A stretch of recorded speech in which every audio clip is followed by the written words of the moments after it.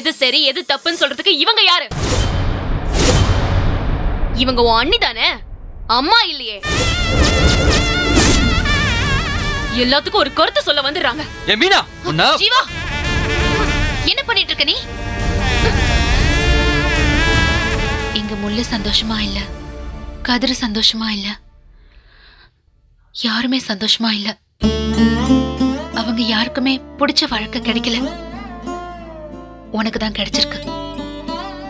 அதான் சொல்றேன், சந்தோஷமா இரு. அண்ணி, மீனா அப்படி பேசின வரகும் நான் பார்த்துட்டு இருக்கணுமா? நானும் தாண்டா கோவமா பேசிட்டேன்.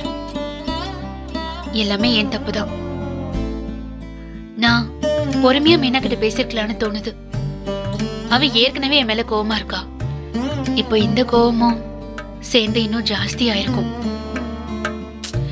இந்த நேரத்துல நீயும் எங்களுக்காக சப்போர்ட் பண்ணனு வையேன், அவ தனியா ஏதாவது ஃபீல் பண்ணுவா. பாவுண்டா, அவளுக்கு நீ மட்டும்தானே இருக்க. நாங்கெல்லாம் இருக்கோம், இல்லன்னு சொல்லல. மீனா இப்போ நம்புறது உன்னை மட்டும்தான்டா. அதனாலதான் சொல்றேன். சாரி அண்ணி. நீ விரும்பின பொண்ணை கல்யாணம் பண்ணணுங்கிறதுக்காக தான் எல்லாமே நடந்திருக்கு. கதிர் உனக்காக அவன் வாழ்க்கையவே விட்டு கொடுத்திருக்கான். முல்லையும் தான். நீ வாழ்ந்து காட்டுறதுலதான் எல்லாமே இருக்கு ஜீவா. நீங்க 2 பேரும் சண்டை போட்டுக்கிட்டு எல்லாரும் பாக்குற மாதிரி கத்திட்டு இருந்தா இதுக்குதான் இவன் கல்யாணம் பண்ணானு ஒரு பேச்சு வரும். நீ மீனா கிட்ட பேசி புரியவே, அவ புரிஞ்சுக்கிறதும் நீங்க அமைதியா வாழறதும் உன் கையில தான் இருக்கு. பார்த்து நடந்துக்கோ. சரிங்க அண்ணி, இனிமே இப்படி நடக்காம பாத்துக்கிறேன். சாரி அண்ணி. சாரிலாம் வேண்டாண்டா, சந்தோஷமா இருங்க, அது போதும்.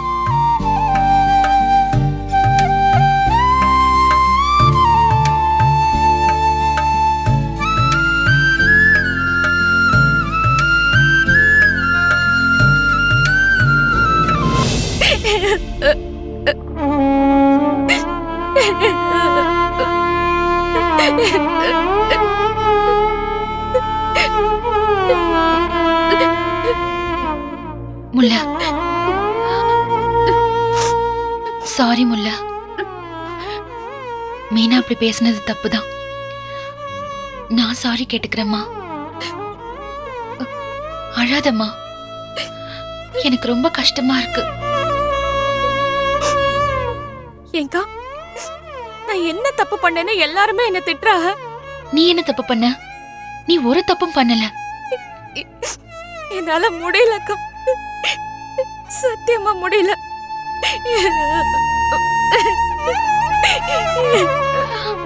அழாத முல்லா, ப்ளீஸ். அவருக்கு வேற ஒரு பொண்ண பிடிச்சிருக்குன்னு தெரிஞ்சப்பவே என்னட்ட வந்து சொல்லிருக்கலாம்லக்கா. சொல்லிருந்தா நான் பாட்டுக்கு வேலைக்கு போயிருப்பேன். இல்ல முல்லா, இப்படி எல்லாம் ஆகும்னு நான் நினைக்கல. போதும்க்கா, நான் யாரையும் நம்ப ரெடியா இல்ல. என்னைய எல்லாருமே ஏமாத்திட்டியல்ல. போங்கக்கா, தயவு செஞ்சுங்கிறது கிளம்புறியளா? இல்ல முல்லா, நீ நினைக்கிற மாதிரி எல்லாம் ஒண்ணுமே இல்ல. யாரும் உன்னை ஏமாத்தல. இப்படி எல்லாம் நடக்கும்னு சத்தியமா எதிர்பார்க்கல. அதான் உண்மை. இங்க பாருங்கக்கா, என்னோட क्वेश्चन ரொம்ப சிம்பிள்க்கா. ஜீவா மாமாவுக்கு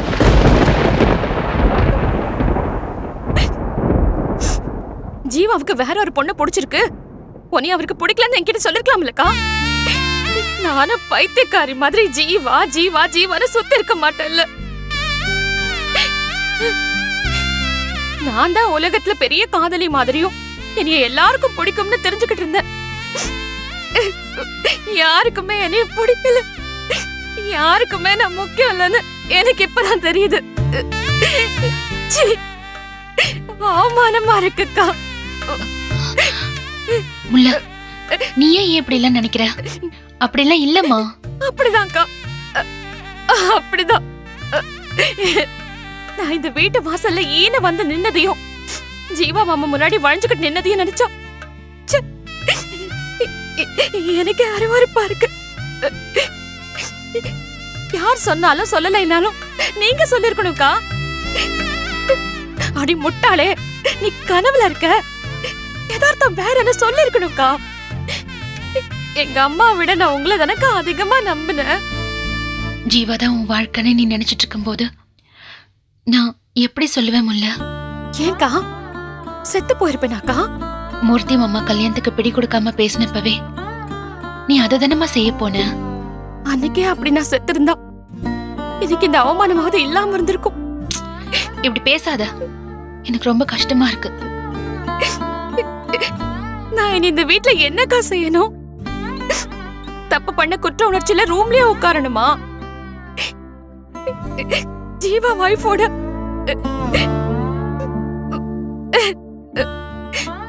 சந்தேகத்துக்கு டெய்லி பதில் சொல்லி சண்டை போடணுமா? நீங்க தான் பெரியவ, எல்லாம் தெரிஞ்சவ, நீங்களே சொல்லுங்க. எனக்கு விஷயம் தெரிஞ்சப்ப நான் உன்கிட்ட சொல்ல வந்த முல்ல, ஆனா முடியல. சும்மா சாக்கு சொல்லாதீக்கா. அவங்க வீட்ல போய் பொண்ணு கேட்டுட்டு இந்த பக்கம் நான் லூசு மாதிரி பேசுனதையும் கேட்டுட்டு இருந்திருக்கிய. ஏங்கா, என் முகத்தை பார்க்கும்போது ஒரு தடவை கூட பாவமா இல்லையா? இவ ஏமாற போறவன்னு வருத்தமா இல்லையாக்கா உங்களுக்கு? உனக்கும் ஜீவாவுக்கும் கல்யாணம் நடக்கும்னு ஒரு கட்டத்துல நானும் நம்பிட்டேன் முல்ல. நல்ல வேலைக்கா, நடக்கல. அது இன்னும் தப்பா போயிருந்திருக்கும். இன்னொரு பொண்ணை விரும்பினவரு எனக்கு எதுக்குக்கா? இப்ப நான் எதை நினைச்சு உட்கார்ந்து அழுவுறதுக்கா? தோத்த காதல நினைச்சா? மனசால விரும்பினவர இன்னொரு பொண்ணோட புருஷனா பார்க்க வேண்டியது நினைச்சா?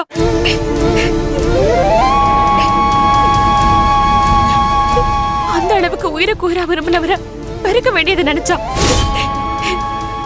என்னை வெறுத்தவர கல்யாணம் பண்ணது நினைச்சா?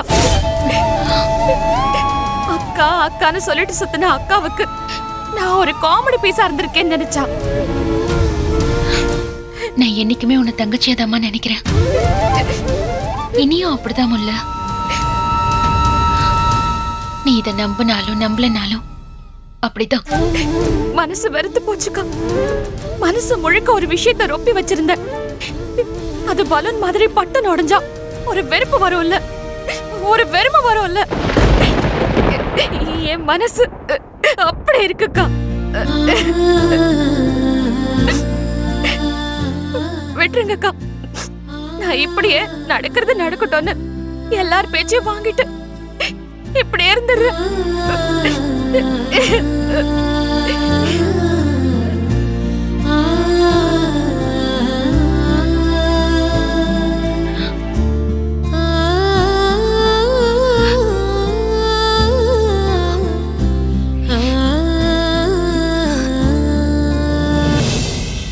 தனா, தனா, இதோ வரேன் மாமா.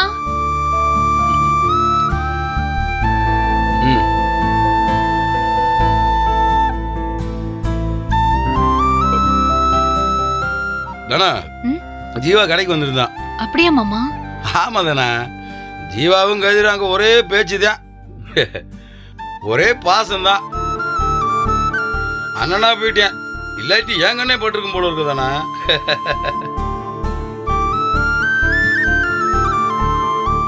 தானா ரொம்ப நல்ல பயிலு தானா.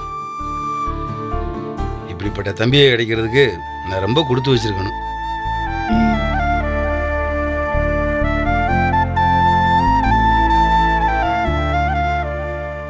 தானா, நீ ஏன் ஒரு மாதிரியா இருக்க? இல்லையே மாமா. ஏய், உன்னை பத்தி எனக்கு தெரியாதா? என்னாச்சுன்னு சொல்லு. ஒன்னும் இல்ல மாமா, நான் நல்லாதான் இருக்கேன். என்ன நடந்துச்சுன்னு சொல்லுதானா? ஏன் ஒரு மாதிரியா இருக்க? வீட்டில் அந்த பிள்ளை எதுவும் சொல்லிச்சுங்களா? என்னன்னு சொல்லுதானா? ஏதாவது வாய் துடுக்கா பேசிட்டாங்களா என்ன? இல்ல மாமா. யாரு? மீனாவா? என்ன ஏதாவது சொன்னா கூட பரவாயில்ல மாமா, முள்ளையே தேவையில்லாம பேசிட்டா. என்ன நடந்துச்சுன்னு சொல்லு.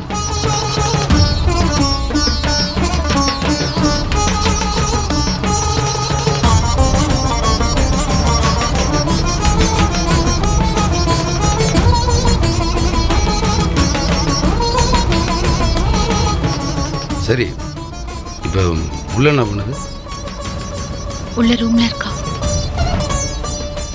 என்கிட்ட அவ பேசும்போது ரொம்ப பாவமா இருந்துச்சு மாமா. எல்லாரும் சேர்ந்து அந்த புள்ளைய கஷ்டப்படுத்திட்டே இருக்கோம் மாமா. நீ போய் மீனா கூட்டிட்டு வா. எதுக்கு மாமா? கூப்பிட்டுக்குவான்னு சொல்கிறேல்ல. வேண்டாம் மாமா, அந்த புள்ள வாய் தொடுக்க ஏதாவது சொல்லிடும். வேண்டாம், விடுங்க. தானா, எல்லாம் நம்ம வீட்டு பிள்ளை தானே. போய் கூப்பிட்டுக்கோ. போதானா?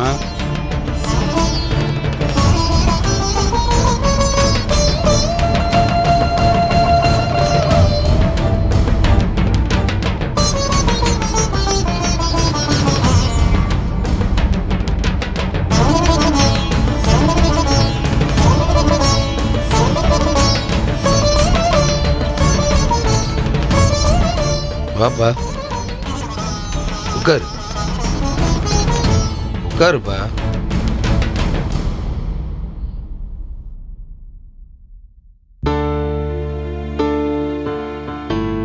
ஒன்றும் இல்லைப்பா, இந்த வீடு பிடிச்சிருக்கா, நல்லா இருக்கியா, சந்தோஷமா இருக்கியான்னு கேட்கத்தான் கூப்பிட்டேன். நல்லா தான் இருக்கேன். நல்லதுப்பா. நீ உங்கள் அப்பா அம்மா எல்லாத்தையும் விட்டுட்டு வந்திருக்க. அவங்களுக்கு நீ செல்ல பிள்ளையாத்தே இருந்திருப்ப. அதை விட நீ வந்த இடத்துல சந்தோஷமா இருந்தா தானே அவங்களோட ஞாபகம் வராமல் இருக்கும் உனக்கு.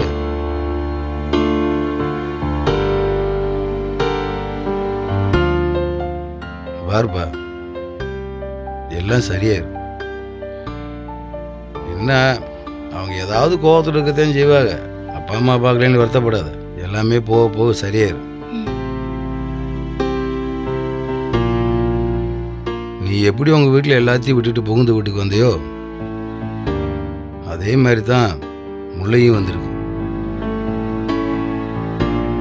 இனிமே உன் வாழ்க்கையில் எல்லாமே இந்த வீட்டில் தாங்கிறப்ப முல்லைக்கும் அதானே.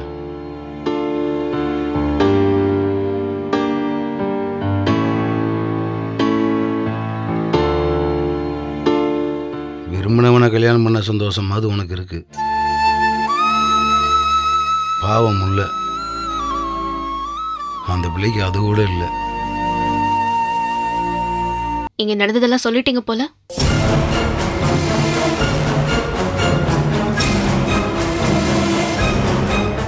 யாரும் உன்னை தப்பாவெல்லாம் சொல்லலை. இந்த குடும்பத்தில் என்ன நடக்குது ஏது நடக்குதுன்னு எனக்கு தெரியணும்ல. முல்லை ஜீவா விரும்பிச்சுன்னு கேட்ட உடனே நீ சினிமா மாதிரி நினச்சிக்கிட்டு அது இதுன்னு எதாவது யோசிக்காது. எங்களுக்கு இருக்கிறது ஒரே ஒரு தாய்மாமே, அவர் தான் முல்லையோட அப்பா.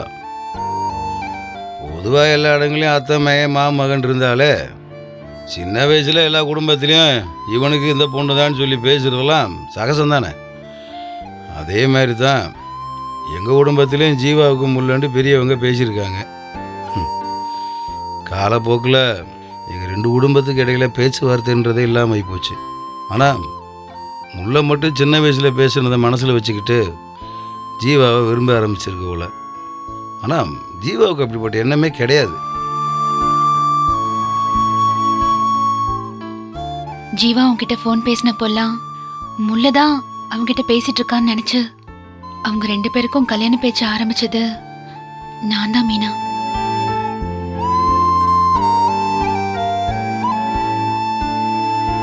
இங்கே பாருப்பா, இதெல்லாம் உன்கிட்ட நான் எதுக்கு சொல்கிறேன்டா, நீ முல்லையை எதிரியாக பார்க்க வேண்டிய அவசியமே இல்லையேப்பா. நீ கொஞ்சம் யோசிச்சு பாரு. முல்லைக்கு உனக்கு ஒரே வயசு. நீ ஏன் முல்லைய உன் ஃப்ரெண்டு மாதிரி நினைக்கக்கூடாது? இதே இது உன் ஃப்ரெண்டு ஒரு பிள்ளைக்கு நினச்ச மாதிரி கல்யாணம் நடக்காமல் அவங்க நினச்ச மாப்பிள்ளையை விட்டுட்டு வேற ஒரு மாப்பிள்ளையை கல்யாணம் பண்ணுற நிலைமை வந்திருந்தா உன் ஃப்ரெண்டுக்கு நீ எவ்வளவு ஆறுதலாக இருந்திருப்ப, எவ்வளோ அட்வைஸ் பண்ணியிருப்ப. அதே தானப்பா இப்போ முல்லைக்கு நடந்திருக்கு.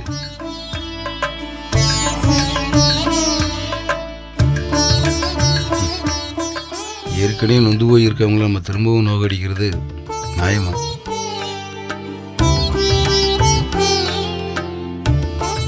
நீயும் முல்லையும் நல்லா பேசிக்கிட்டு ஃப்ரெண்டாகவே இருக்கலாமே. ஏன் கதிரி ஜீவா கூட அப்படித்தானே இருக்காங்க. பாருப்பா, நீ முள்ளைய ஒரு காலமும் தப்பாக நினச்சிக்கிட்டு ஒரு வார்த்தையும் பேசக்கூடாது. அந்த பிள்ளை ஒரு வெகுளி, அப்பாவி, பாசக்கார பிள்ளை. அந்த பிள்ளைய சரி பண்ணணும். கதிரி முள்ளையும் சந்தோஷமாக வாழ வைக்க வேண்டியது நம்மளோட கடமை இல்லையா? நான் சொன்னதெல்லாம் உனக்கு புரிஞ்சிருக்குன்னு நினைக்கிறேன். சாரி.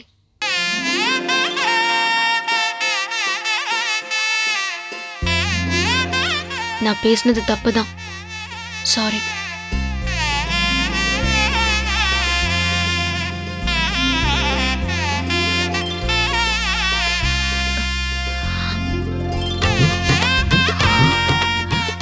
மாமா, மீனாவே சாரி கேட்க வச்சிட்டீங்க. பதிலுக்கு பதில் பேசுற புள்ள. நீங்க பேசும்போது ஒரு வார்த்தை கூட திருப்பி பேசவே இல்லை. எப்படி மாமா? தானா, இதில் ஆச்சரியப்படுறதுக்கு என்ன தானே இருக்கு? பொதுவாகவே குடும்ப விஷயம்னா பேச்சு தீர்க்க முடியாத அளவுக்கு விஷயம் இருக்கா என்ன? அதுவும் இல்லாமல் நம்ம குடும்ப விஷயத்த நம்ம தானே பேசி தீர்த்துக்கணும். நீங்க பெரிய ஆளு மாமா. ஒன்றை விடவா தானோ?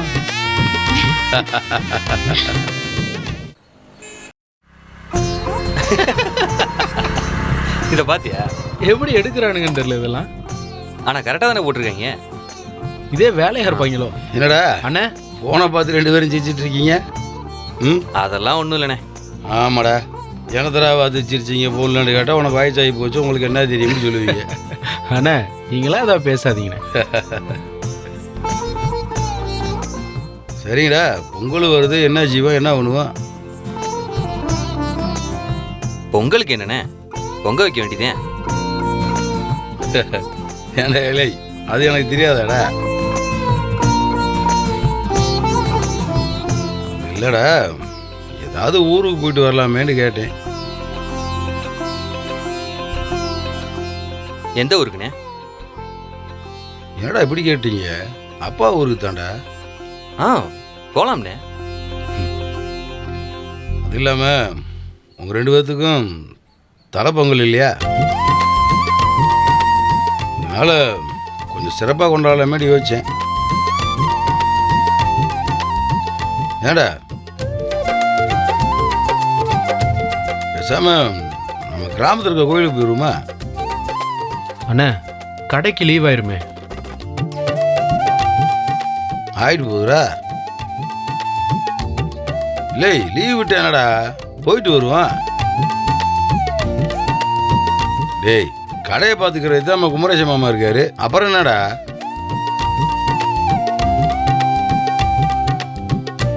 பொங்கலுக்கு எப்படி இருந்தாலும் ஹோட்டல் எல்லாமே லீவா தான் இருக்கும். சரக்கு இறக்குற வேலையெல்லாம் பெருசா ஒண்ணு இருக்காதுண்ணே.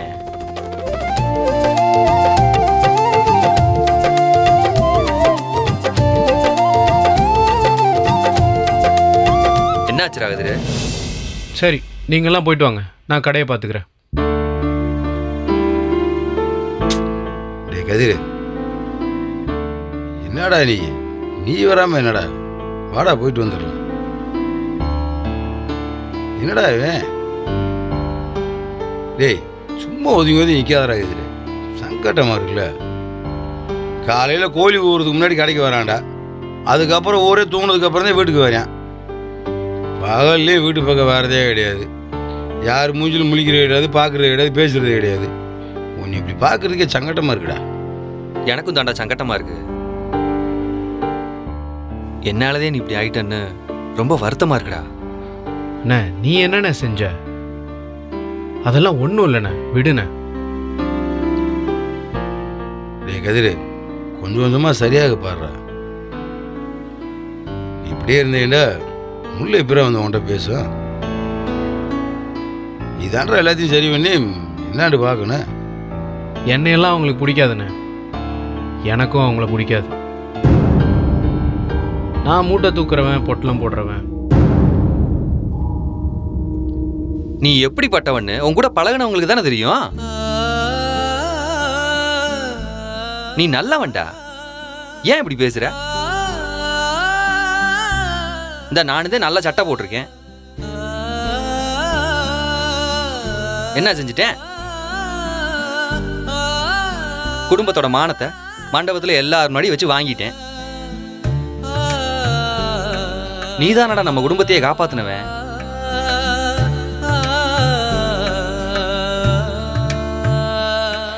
டேய் பொறுங்கடா. அவன் பேசுறது தப்பு, நீயும் பேசுறது தப்புடா. நீ ரெண்டு பேரும் அப்படி என்னடா தப்பு பண்ணி விட்டீங்க? என்ன சூழ்நிலை சந்தர்ப்பத்தில் அப்படி ஆகி போயிட்டீங்க, அவ்வளோதானே?